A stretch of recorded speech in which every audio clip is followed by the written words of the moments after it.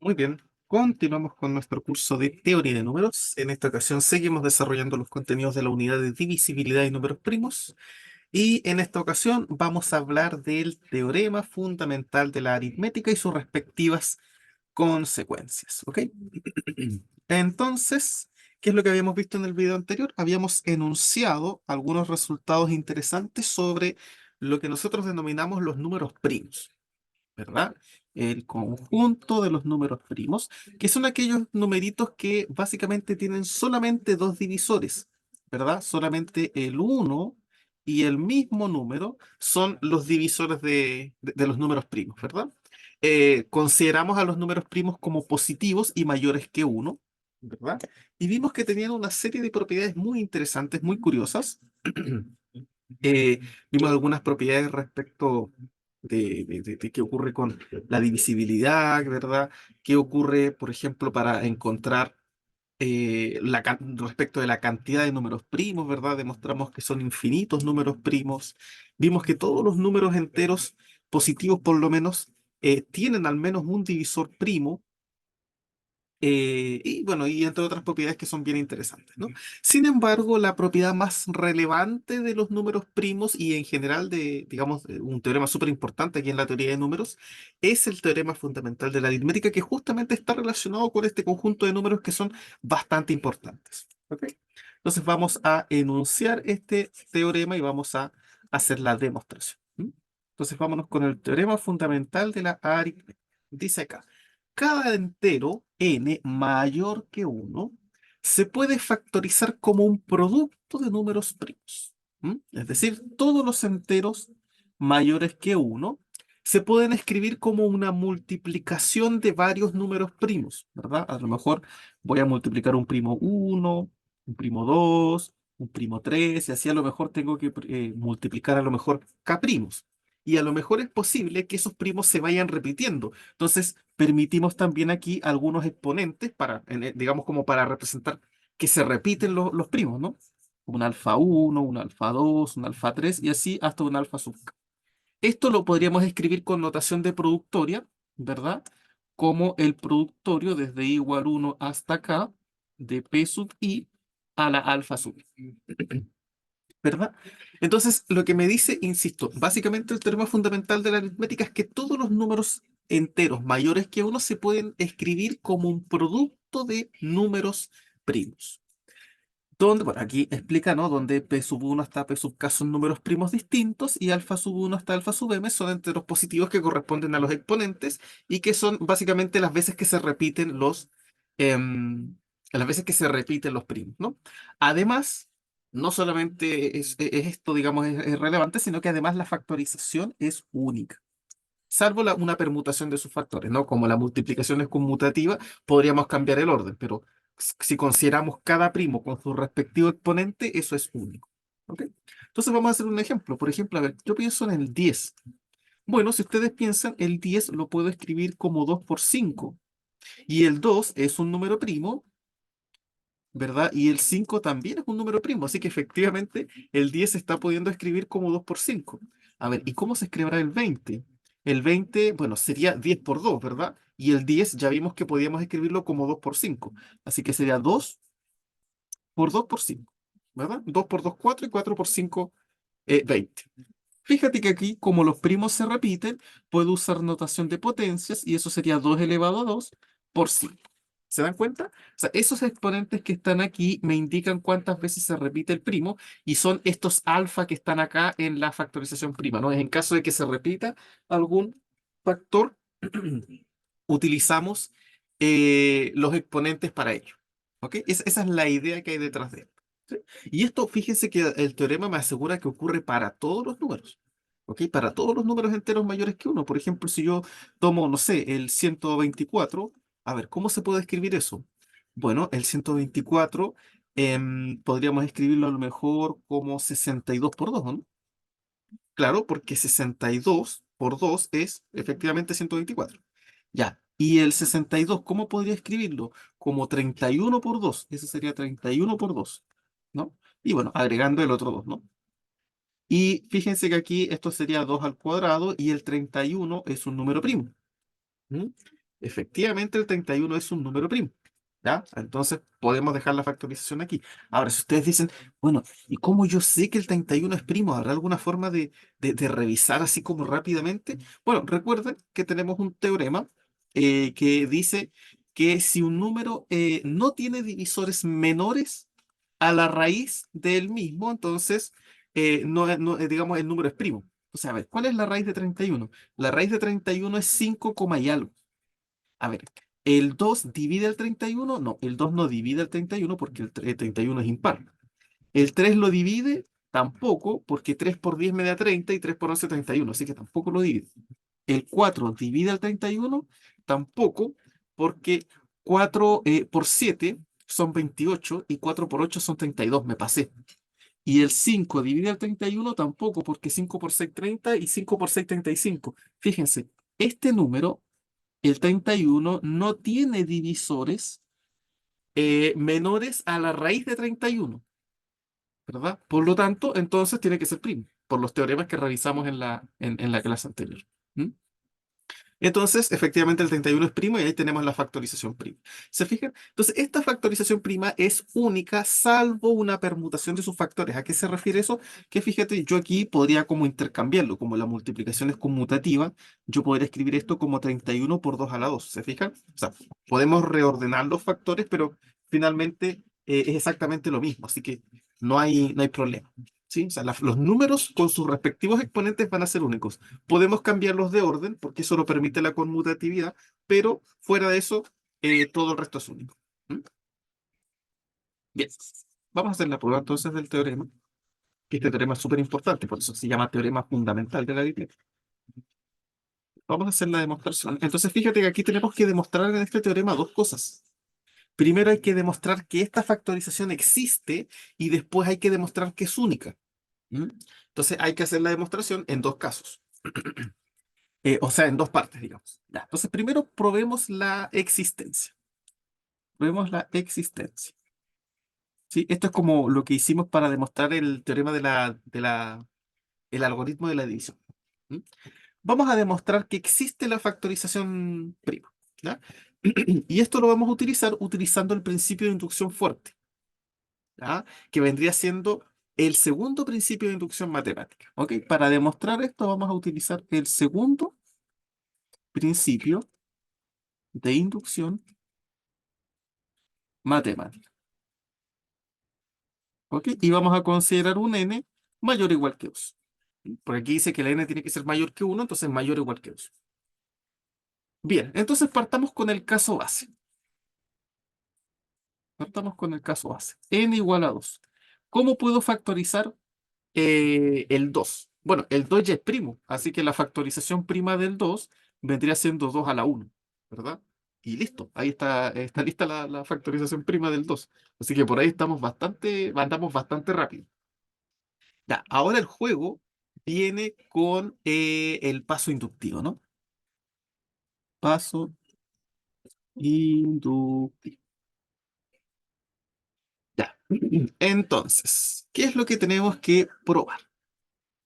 Ya, supongamos que para algún n mayor que 2, ¿ya? Se cumple que todo entero que esté entre 2, voy a ponerle n a ese entero, todo entero que esté entre 2 y n, estoy escribiendo por ejemplo, todo entero que esté entre 2 y n va a tener factorización prima. Tendrá factorización prima. ¿Ya? Recuerden que aquí estamos usando inducción fuerte. ¿Qué es lo que nos diría la inducción, el primer principio de inducción? Supongamos que n tiene factorización prima. Entonces yo tendría que probar que n más 1 tiene factorización prima. Ya, pero aquí estamos usando el segundo principio. Entonces yo tendría que suponer que n tiene factorización prima y todos los menores que n también tienen factorización prima. Y con eso probar que n más 1 tiene factorización prima. ¿Se fijan? Por eso es que yo puse acá. Supongamos que para algún n mayor que 2, todos los números que están entre 2 y n tienen factorización prima. La idea ahora es probar que n más 1 tiene factorización prima. ¿Ok? Esa es la idea. Entonces, vamos a ponernos aquí en dos casos. Caso 1. Ya, acuérdense, tenemos que probar que n más 1 tiene factorización prima. Entonces, caso 1, supongamos que n más 1 es un número primo. Si n más 1 es un número primo, ¿tendrá factorización prima?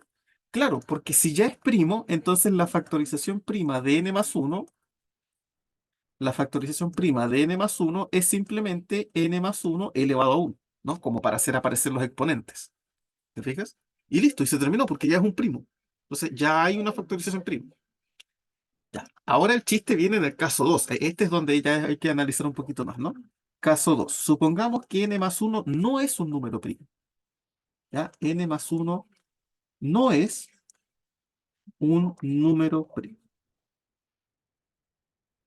Supongamos que n más 1 no es un número primo. Bueno, si no es un número primo, entonces tiene que ser compuesto, ¿verdad?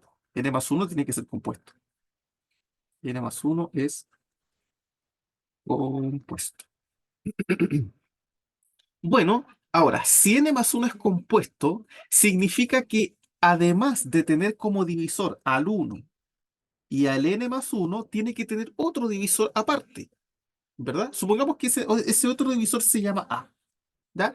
Este a es distinto del 1 y es distinto del n más 1, ¿verdad? Tiene que haber otro divisor distinto, aparte del 1 y del n más 1. Así que ese a que está ahí, voy a poner aquí, el a es distinto del 1 y el a es distinto del n más 1. ¿Ya? Ahí. Entonces, este es un divisor. Eso significa que a divide a n más 1, ¿verdad? Tenemos eso. Tenemos eso. Bueno, ahora si A divide a n más 1, significa que existe algún otro entero, supongamos que ese otro entero se llama b, tal que n más 1 es igual a por b, ¿verdad? Significa que este n más 1 es a por algún otro entero. A ese otro entero vamos a ponerle b. ¿Mm? Bien, ¿qué más tenemos? Bueno, fíjate que este b también divide a n más 1. ¿Por qué? Porque b, o sea, porque n más 1 se puede escribir como b por a, así que también es un divisor de n más 1. ¿Ya? Bien, ahora, ¿qué es lo que nos va a interesar? Fíjense en lo siguiente. Primero analicemos aquí a la. ¿Sí? Analicemos a la. Si a divide a n más 1, significa que a tiene que ser menor o igual que n más 1, ¿verdad? De partida. ¿Ya? Eso es lo primero que tenemos. Segundo, a tiene que ser un número positivo, porque estamos suponiendo que a es un divisor positivo. ¿Ya? Así que esta cosa tiene que ser mayor o igual que 1, ¿no? Mayor o igual que 1. Ya, pero fíjate que nosotros estamos suponiendo que el A no es 1. Así que aquí no sería mayor o igual, sino que sería simplemente 1 menor que A, ¿te fijas? El A es mayor que el 1, no es mayor o igual. Y además estamos suponiendo que el A es distinto del n más 1. Así que aquí tampoco sería menor o igual, sino que sería menor nomás. ¿Sí? Tenemos esa primera expresión. Ya, ¿qué pasa ahora con el b? Con este b que pescamos acá. El b también divide el n más 1, así que también tiene que ocurrir lo mismo, ¿no? Tiene que ocurrir que 1 es menor o igual que b, es menor o igual que n más 1. Pero fíjate que b no puede ser 1. B es distinto de 1. ¿Por qué? Porque si b fuese 1, supongamos que b es 1. Supongamos que b es 1. Entonces, de esta expresión de aquí, ¿qué se cumple? Que n más 1 es igual a por b. Como b es 1, me queda a por 1. Y a por 1 es a. O sea, si b fuese 1, a sería igual a n más 1. Pero estamos suponiendo que es distinto de n más 1. Así que el b no puede ser 1. Eso es lo primero. Y segundo, el b tampoco puede ser el mismo n más 1. B tampoco puede ser n más 1. ¿Por qué? Porque si fuese, ¿qué ocurriría con la misma expresión? Te queda que n más 1 es igual a por b, pero b es n más 1. Entonces aquí yo podría cancelar n más 1 y me queda que a vale 1. Y otra vez, aquí estamos suponiendo que a es distinto de 1.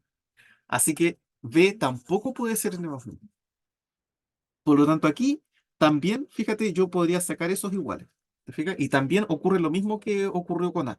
Te va a quedar que 1 es menor que B y es menor que N más 1. Nos queda eso. ¿Ya? Nos queda esa expresión. Bueno, entonces fíjate en lo siguiente. Voy a borrar esto. O sea, voy a hacer un espacio. Aquí yo tengo que A es mayor que 1 y es menor que N más 1.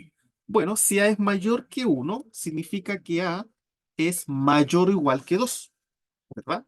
Si A es un entero mayor que uno, entonces empieza desde el 2 en adelante, porque recordemos que entre el uno y el 2 no hay nadie, así que si A es mayor que uno, es mayor o igual que 2, parte del siguiente. Y lo mismo acá, si A es menor que n más uno, A es menor o igual que n.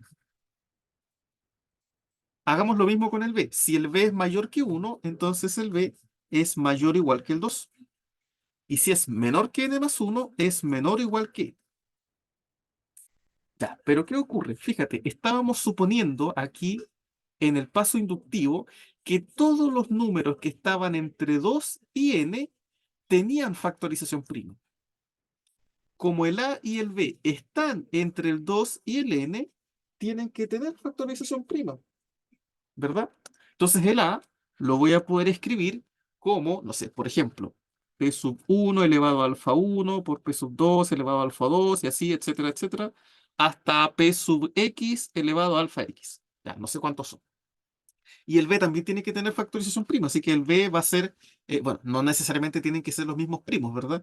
Así que aquí voy a poner Q1 elevado a beta 1 por Q2 elevado a beta 2 y así sucesivamente hasta Q sub Y, voy a poner Y porque tampoco tiene por qué ser la misma cantidad que el X, Q sub Y elevado a beta Y. Ya, esos dos tienen factorización prima, así que esto es posible de hacer. Y ahora recordemos que n más uno es igual a ¿quién? N más uno es igual a por B. Ah, pero A es esto, entonces yo lo puedo escribir así. A sería P1 elevado a alfa 1 por P2 elevado a alfa 2 y así, así, así, hasta Px elevado a alfa X por B, que sería esto, que sería Q1 elevado a beta 1 por Q2 elevado a beta 2 y así, etcétera, etcétera, hasta Q sub Y elevado a beta sub Y. ¿Qué significa esto? Fíjate, ¿qué acabo de encontrar? Acabo de encontrar que n más uno tiene una factorización prima, porque acuérdense que este P1, P2 hasta Px y este Q1, Q2, Qy son puros primos, son puros números primos, porque se supone que A y B tienen factorización prima, así que esos son puros primos. Entonces ahora encontré que n más uno también se puede escribir como un producto de puros números primos y de potencias de números primos. Así que efectivamente todos los enteros mayores que uno tienen efectivamente una factorización prima. Todos, sin faltar ninguno. ¿Ok? Así que la existencia ya está demostrado. Ya demostramos que todos tienen factorización prima. La idea ahora es demostrar que esa factorización es única. Eso es lo que nos falta. Ya sabemos que está, que todos los enteros mayores que uno tienen factorización prima. Ahora el chiste es demostrar que esa factorización es única. Entonces, voy a moverme un poquito para acá. Voy a poner acá una línea como de separación. Y ahora vamos a demostrar lo siguiente que sería la unicidad. Unicidad. ¿Sí? Es decir, vamos a demostrar que efectivamente esta factorización es única. ¿Y cómo se demuestra unicidad en matemática? Bueno, generalmente se hace por contradicción. Supongamos que no es única, supongamos que hay otra factorización prima distinta y lleguemos a que en realidad son la misma. ¿Sí? Entonces eso es lo que vamos a hacer. Entonces supongamos que yo tengo un entero n y supongamos que tiene dos factorizaciones primas. Ya, una va a ser p sub 1 elevado a alfa 1 por p sub 2 elevado a alfa 2. Ese es un alfa por si acaso. Ese es un alfa.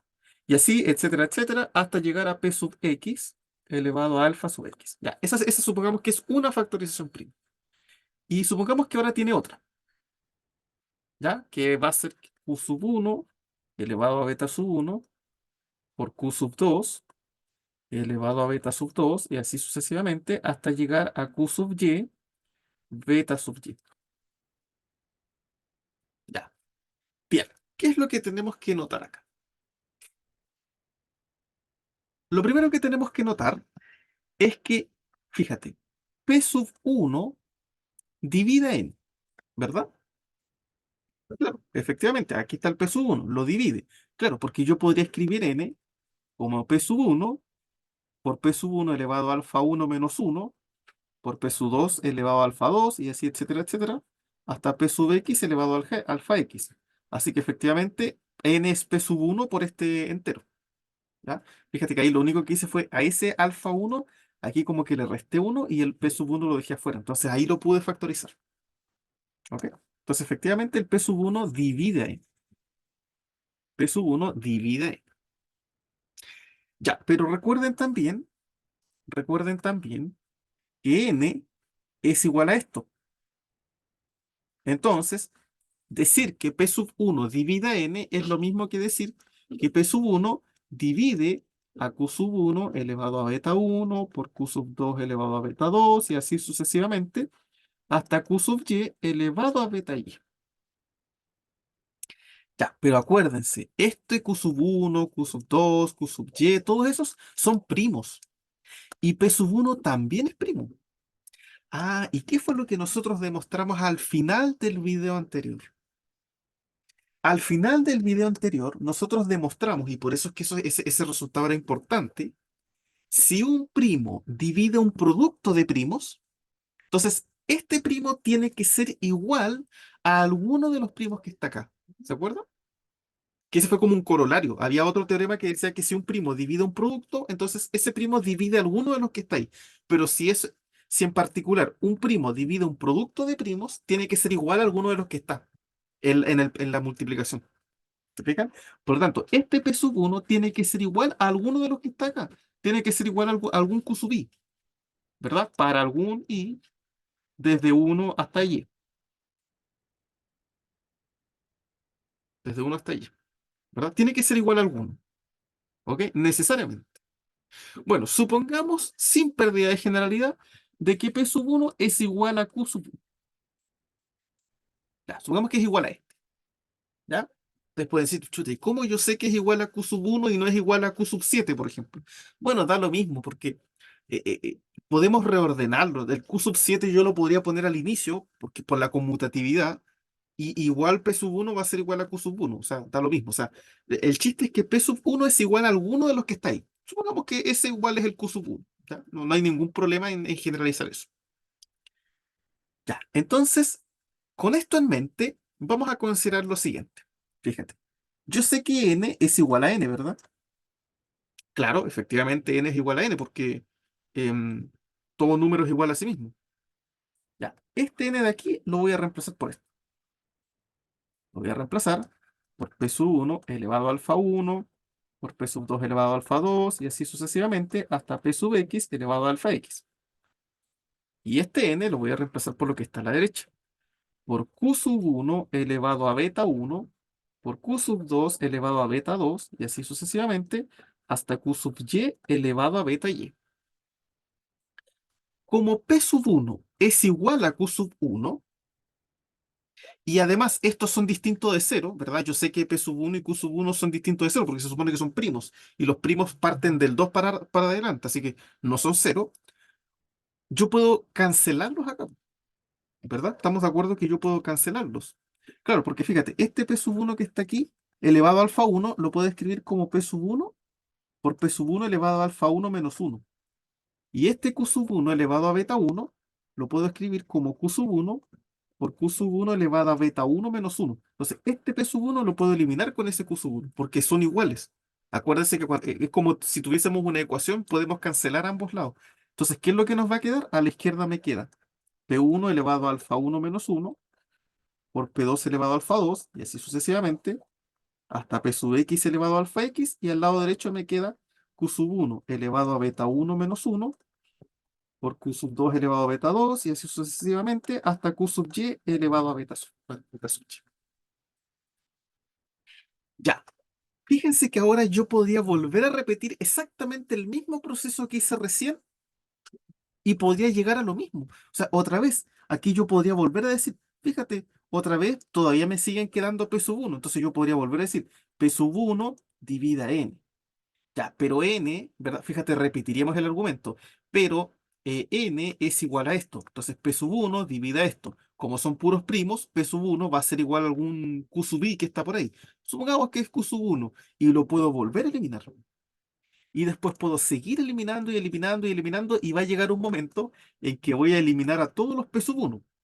Entonces ahí voy a empezar con el P sub 2. Otra vez voy a decir P sub 2 divide n.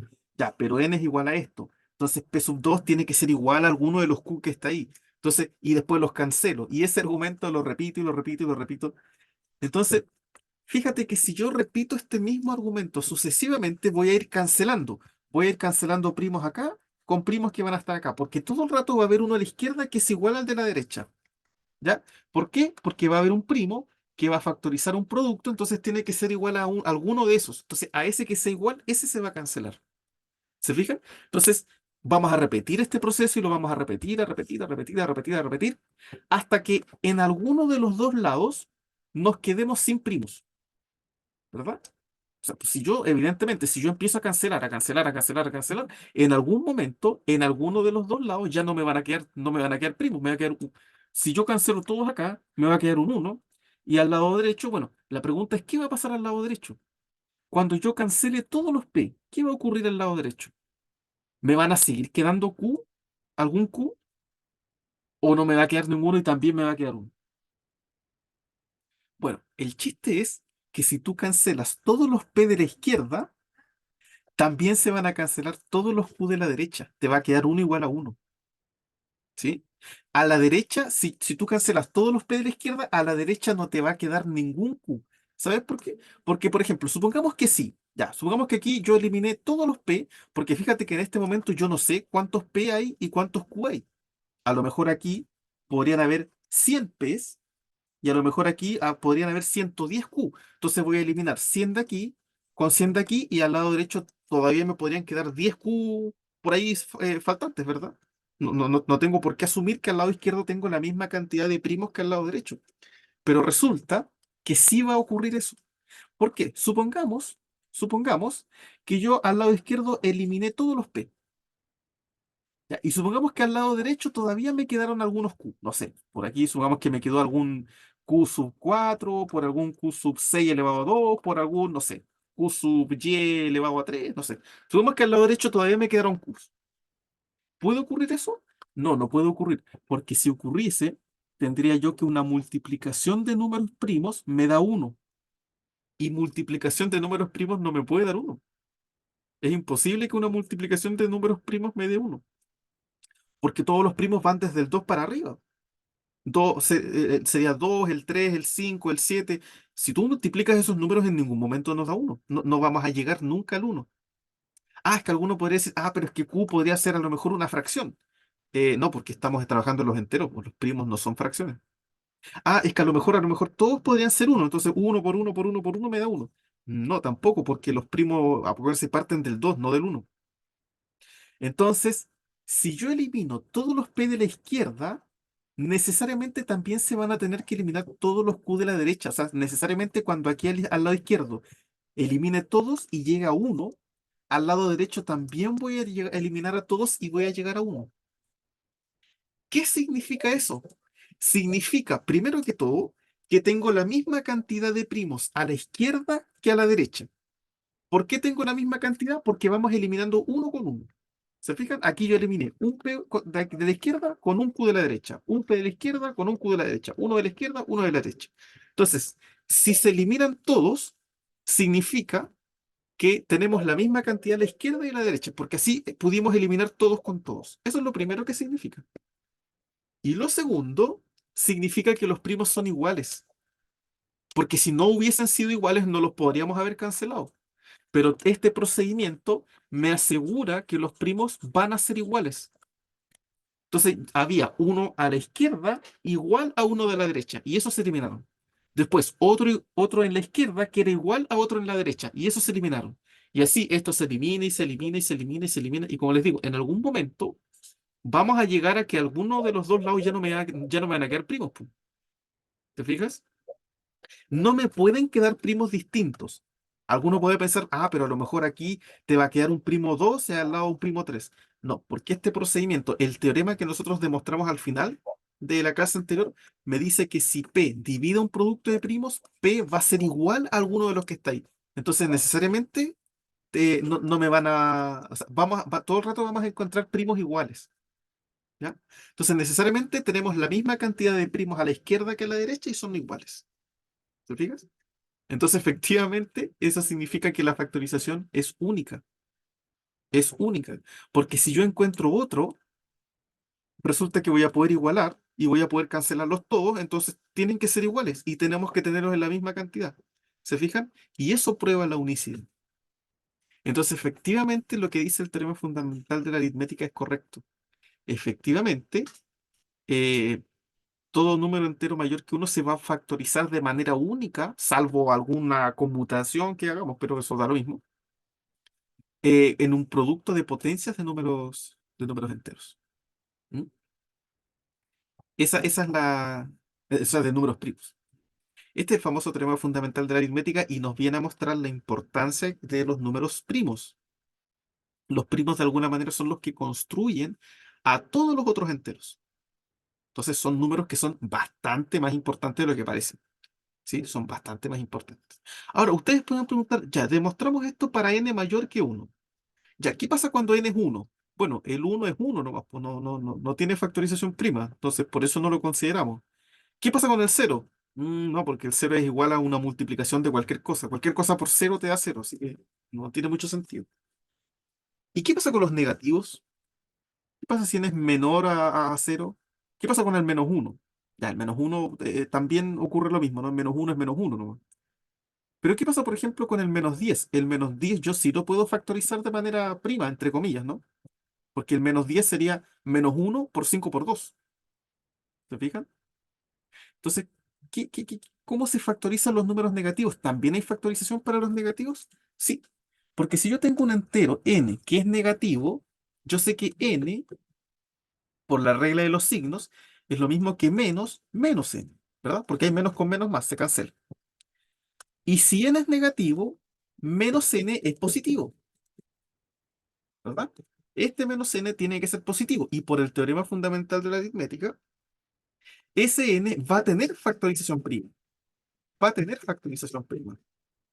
Entonces después, ¿qué es lo que tendríamos que agregarle? El menos, que sería un menos uno, ¿no? O sea, n sería menos uno por menos n, y lo que uno hace cuando tiene un número negativo es factorizar el positivo y agregarle el menos uno multiplicado. Y eso deja que el número negativo se factorice como potencia. Por ejemplo, el menos 10. Menos 10 es lo mismo que menos uno por 10 y la factorización prima del 10 es 5 por 2. Entonces, menos 10 sería menos uno por 5 por 2. ¿Se fijan? Entonces, también hay una factorización prima, solamente que aquí tendríamos que agregar el menos uno, que es el que agrega el signo finalmente, ¿no? Esa es como la idea en general. Así que también los números negativos los podemos descomponer en números primos sin mayor problema. ¿Ok? Bien, vamos a ver algunos resultados interesantes de este teorema. ¿Ya? Algunos resultados asociados a lo que nosotros hemos visto, ¿no? A resultados asociados a la divisibilidad, al máximo común divisor, al mínimo común múltiplo, a ese tipo de cosas. Entonces, la proposición 45 dice lo siguiente: sean A y B enteros positivos cuya descomposición prima es la siguiente. Ya, A se factoriza de esta manera y B se factoriza de esa manera. ¿Verdad? Dos enteros y cada uno ya sabemos que tiene descomposición prima, así que ahí está. Donde P sub i son números primos distintos y alfa sub i y beta sub i son números positivos, vendrían siendo los exponentes, ¿no? Que indican cuántas veces se repite cada primo. Fíjese que aquí hay algo interesante. Miren, fíjate que para A y B estoy permitiendo los mismos números primos, ¿verdad? Estoy permitiendo exactamente los mismos números primos. Pero eso como que no siempre es verdad, ¿no? Porque si yo tengo dos números enteros, no siempre su factorización prima usa los mismos primos. Bueno, aquí está la explicación, ¿no? Aquí el chiste es que vamos a permitir exponentes nulos, o sea, cero, para lograr escribir A y B con los mismos exponentes. ¿Se fijan? Por ejemplo, yo voy a tomar el 4 y voy a tomar el 10. ¿Cuál es la descomposición prima del 4? 2 por 2. O sea, 4 sería 2 al cuadrado. ¿Y cuál sería la descomposición prima del 10? 2 por 5. Entonces 10 vendría siendo 2 por 5. Ahí está la factorización. Bueno, podríamos poner como 2 elevado a 1 por 5 elevado a 1, ¿verdad? Como para poner los exponentes alfa y beta. Fíjate que aquí en el 4 no me aparece el 5. Por lo tanto, no es cierto que A tenga siempre los mismos primos que B. Pero, como estaba explicando ahí, vamos a permitir exponentes nulos, como para completar la, la factorización. Por ejemplo, aquí yo tengo que agregar el 5, bueno, lo puedo agregar como 5 elevado a 0. ¿Te fijas? Porque 5 elevado a cero es uno. Ya sabemos que todo número elevado a cero es uno, así que en realidad es lo mismo. ¿Ok? Entonces vamos a permitir exponentes nulos para que los dos números tengan los mismos primos. Ahora sí, fíjate, ahora sí el 4 tiene el 2 y el 5, el 10 tiene el 2 y el 5. Claro, aquí los exponentes son distintos, ¿no? Ahí este sería como el alfa uno, el alfa 2, y este vendría siendo el beta uno y el beta 2, que vendrían siendo exactamente los exponentes que vemos acá. Esos, los alfa y los beta. ¿Se fija? Pero con los mismos primos. ¿Ok? E insisto, si en algún lado tengo primos que en el otro no lo tengo, lo podemos complementar o rellenar agregándolos, pero elevándolos a cero. ¿Ok? Y así está todo bien. Bien. Entonces, bajo estas condiciones, ¿qué ocurre? Ya. Si A es este producto de primos y B es este producto de primos, entonces se verifica que la multiplicación de A por B es igual, fíjate, es tomar los primos y simplemente se suman los exponentes de ambas descomposiciones primas. ¿Sí? Eso es todo. ¿Ok? Por ejemplo, lo mismo que habíamos hecho con el 4 y el 10. 4 y 10, el 4 era 2 elevado a 2 y habíamos agregado el 5 elevado a 0 para completar. Y el 10 sería 2 elevado a 1 por 5 elevado a 1.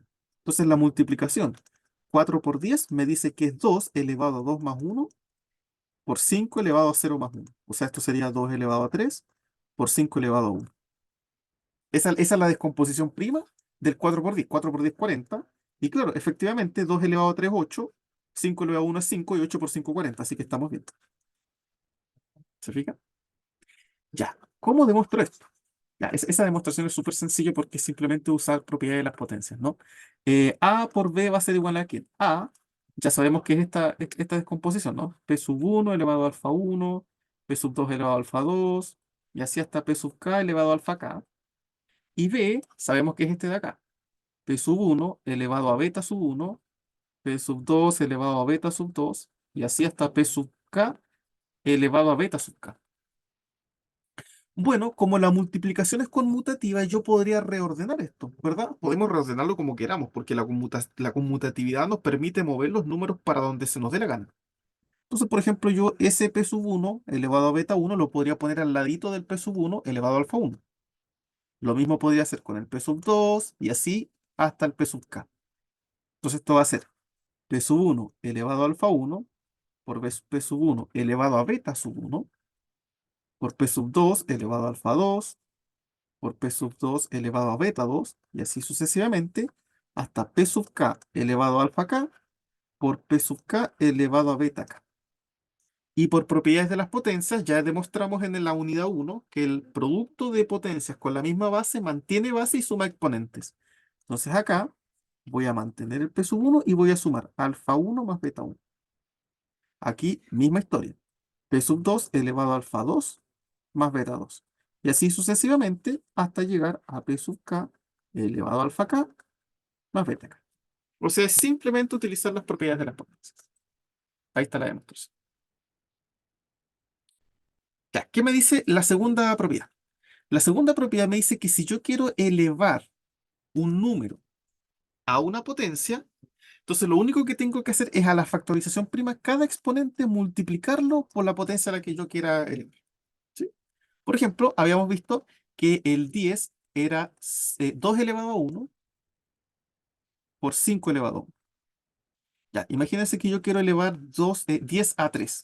Entonces la descomposición prima va a ser 10, o sea, 2 elevado a 3 por 1 por 5 elevado a 3 por 1. O sea, 2 elevado a 3 por 5 elevado a 3. Claro, 10 elevado a 3 es 1000, 2 elevado a 3 es 8 y 5 elevado a 3 es 125 y efectivamente 8 por 125 es 1000. Así que la igualdad se cumple. ¿Ya? Hagamos la demostración. La demostración igual es por propiedad de la potencia. Nada más que eso. Ya, yo sé que A, aquí ya sabemos que se puede escribir como P sub 1 alfa 1, P sub 2 alfa 2 y así hasta P sub K alfa K. Si elevo a M a ambos lados, me queda que A elevado a M es igual a P sub 1 alfa 1, P sub 2 alfa 2 y así hasta P sub K alfa K elevado a M. Pero por propiedad de las potencias, nosotros demostramos que cuando yo tengo una potencia, ¿verdad? ¿Qué es lo que hace esto de alguna manera? O bueno, cuando tengo la potencia de un producto, este m se distribuye a todos los exponentes, ¿verdad? Entonces esto es simplemente a elevado a m es igual a p sub 1 elevado a m por alfa 1, p sub 2 elevado a m por alfa 2, y así hasta p sub k elevado a m por alfa sub k. ¿Lo fijas? Y eso es todo. Entonces la demostración es simplemente utilizar propiedad de las potencias. ¿Ya? Entonces esto nos va a permitir encontrar la descomposición prima del producto y de una potencia. ¿Mm? ¿Qué ocurre con la divisibilidad? Que es otro de los temas que hemos visto bastante. Bueno, la divisibilidad también se puede analizar aquí con la descomposición prima. Este teorema es importante. ¿Ya? Es importante, bueno, y más que importante, yo creo que es bastante útil. Misma historia. Tenemos dos enteros, aquí están sus descomposiciones primas, ¿verdad? Alfa sub i y beta sub i son positivos, iguales a cero también, podemos permitirlo para tener los mismos primos. ¿Ya? Entonces, ¿qué es lo que me dice este resultado? Dice que A divide a B, ¿ya? Este A de aquí divide a B, si solamente si alfa sub i es menor o igual a beta sub i para cada i de 1 acá. ¿Ok? ¿Qué es lo que me dice? O sea, básicamente lo que me está diciendo es lo siguiente. Si yo tengo dos números enteros que tienen su descomposición prima, ¿ya? Con los mismos primos. Entonces, si todos los exponentes de la A son menores o iguales a todos los exponentes del segundo, obviamente cada uno con su primo respectivo, entonces yo puedo asegurar que el primero divide al segundo. ¿Ok? Eso es lo que me está diciendo. Y que al revés también ocurre, porque es un sí, solo sí. ¿Ya? Por ejemplo, tomemos al número 4. Yo sé que 4 es 2 elevado a 2. 20, ¿cómo puedo escribir 20? 20 es 2 por 2 por 5, ¿verdad? 2 por 2 por 5, o sea, esto sería 2 al cuadrado por 5 a la 1. Bueno, para que tengan los mismos primos, aquí le voy a agregar el 5 a la 0.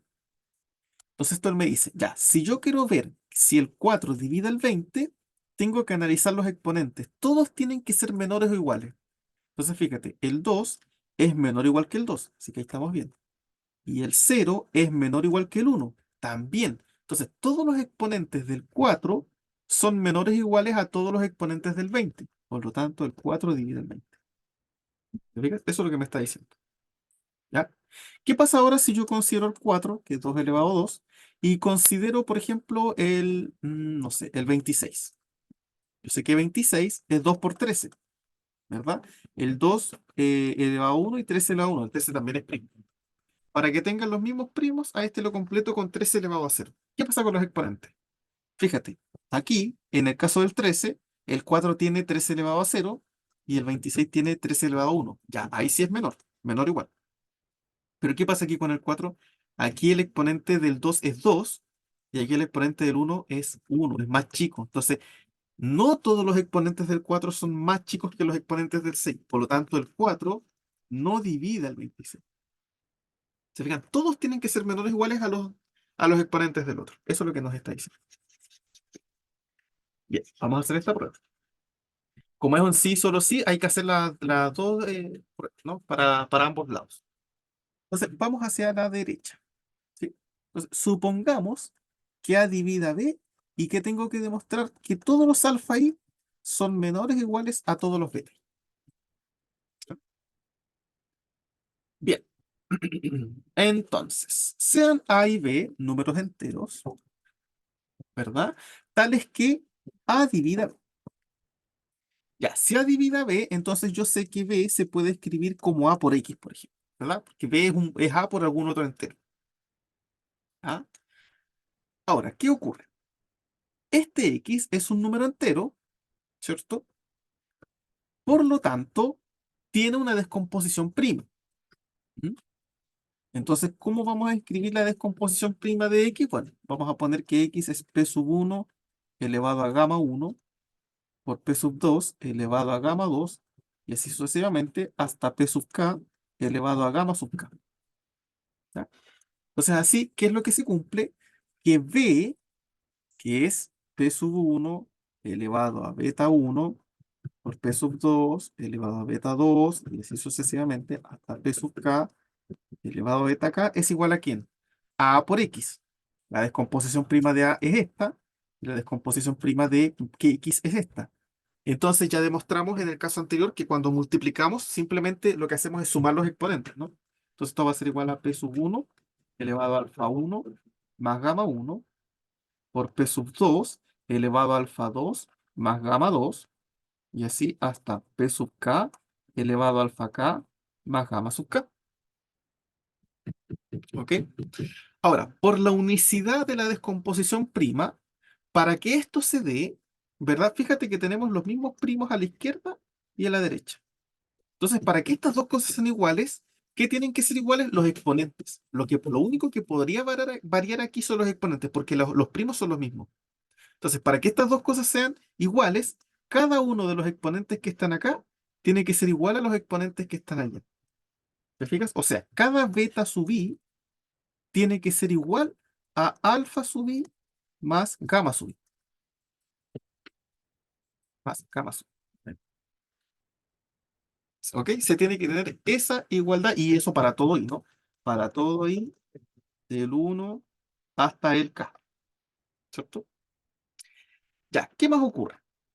Como estamos trabajando con una descomposición prima, aquí en el caso de x, estamos permitiendo que cada gamma sea mayor o igual que cero, ¿verdad? Yo sé que gamma sub i es mayor o igual que cero. Igual que aquí, donde teníamos que alfa y beta eran mayores que iguales que cero, el gamma sub i también tiene que ser mayor o igual que cero. Si yo ahora sumo alfa sub i, ¿qué me va a quedar? Al lado derecho me va a quedar alfa sub i más gamma sub i es mayor o igual que alfa sub i más c, que es alfa sub i. Pero fíjate, alfa sub i más gamma sub i es igual a ¿quién? Es igual a beta sub i. Entonces esto es lo mismo que tener beta sub i mayor o igual que alfa sub i. Y ahí está entonces demostrada la primera implicación. O sea, efectivamente, ¿qué probamos? Que si A divide a B, entonces alfa sub i es menor o igual que beta sub i.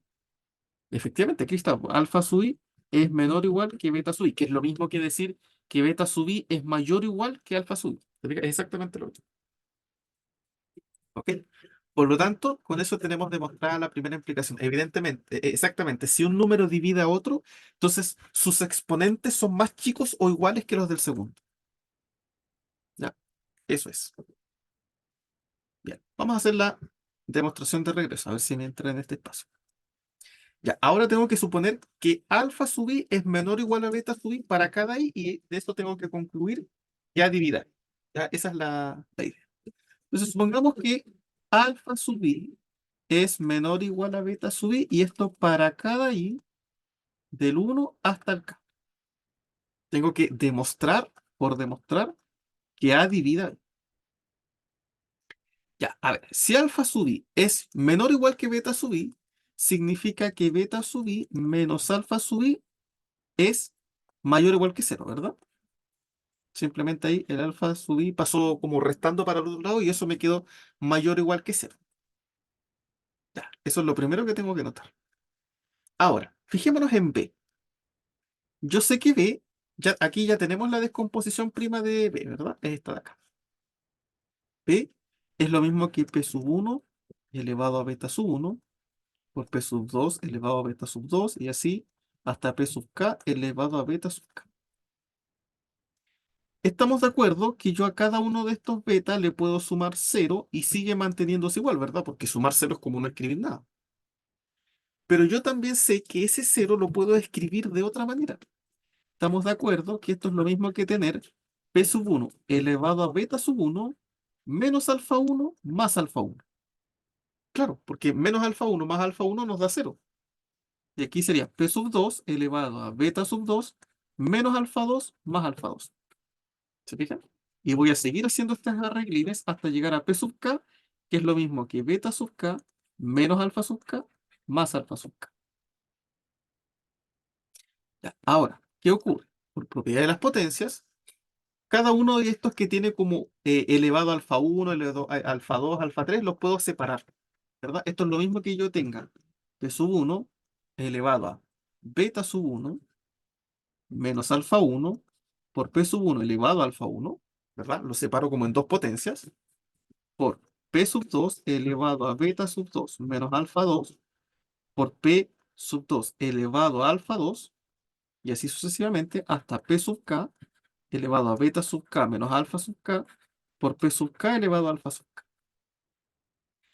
Fíjate que nosotros sabemos que beta sub i, cada beta i menos alfa i es mayor o igual que cero. Así que estos exponentes que están aquí son todos positivos.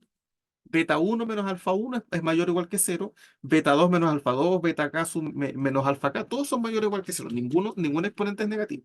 Así que por ahí estamos bastante bien. Ya. ¿Y ahora qué podemos hacer? Bueno, resulta que B, fíjate, voy a agrupar todo esto, este P1 elevado a alfa 1, P2 alfa 2, P sub k elevado a alfa k, lo voy a agregar en un paréntesis. P1 elevado a alfa 1, P2 elevado a alfa 2, y así hasta P sub k elevado a alfa k. Y los otros, estos que tienen beta 1 menos alfa 1, eso los voy a agregar en otro paréntesis. P1 elevado a beta 1 menos alfa 1 por P2 alfa 2 menos B2 menos alfa 2, y así hasta P sub k elevado a beta k menos alfa k. ¿Qué ocurre? Fíjate, este que está acá, P sub 1 elevado a alfa 1, P sub 2 elevado a alfa 2, y así P sub k elevado a alfa k, ¿quién es? Es A. Y este otro entero que me quedó aquí, no sabemos quién es, le vamos a poner C. ¿No? Renombremosle y pongámosle C, para simplificar cálculos. Entonces, he llegado a demostrar que B se puede escribir como A por C. Ah, entonces, ¿qué significa eso? Que A divide a B. Efectivamente, A divide a B. ¿Eh? Efectivamente, A divide a B. Entonces, ahí cerramos el teorema. Más aún, fíjate, no solamente hemos probado eso, sino que B, ya dijimos que B es A por C, ¿verdad? Entonces, ese A yo podría pasarlo dividiendo y me va a quedar que B dividido en A es igual a C, ¿verdad? Pero C, ¿quién es C? Es este tipo que pusimos acá, ¿no? Este de acá. Es P1 elevado a beta 1 menos alfa 1, P2, beta 2 menos alfa 2, y así sucesivamente, hasta P sub K elevado a B sub K menos alfa K. Entonces, si yo tengo que A divida B, también puedo encontrar la división de esos dos números. Y la división es simplemente ir restando los exponentes. ¿Te fijas? Esto se va a poder siempre y cuando A divida B, porque si no lo divide, acuérdense que esta división me va a dar decimal y ya no se puede. Estamos trabajando con los enteros. ¿Sí? Pero si sí se puede, entonces ahí tenemos la expresión, que es exactamente lo que nos está diciendo. Así que con eso se cierra el resultado. ¿Mm? Con eso se cierra el resultado. Perfecto. Estas son entonces algunas condiciones importantes que podemos sacar del teorema fundamental de la aritmética. Tenemos este poderosísimo teorema que vamos a utilizar un montón de veces. Y tenemos aquí expresiones equivalentes para el producto, para la potencia y para la divisibilidad. ¿Mm? Bien, entonces con eso vamos finalizando este video y nos veríamos ya en la próxima ocasión. Que estén todos muy bien.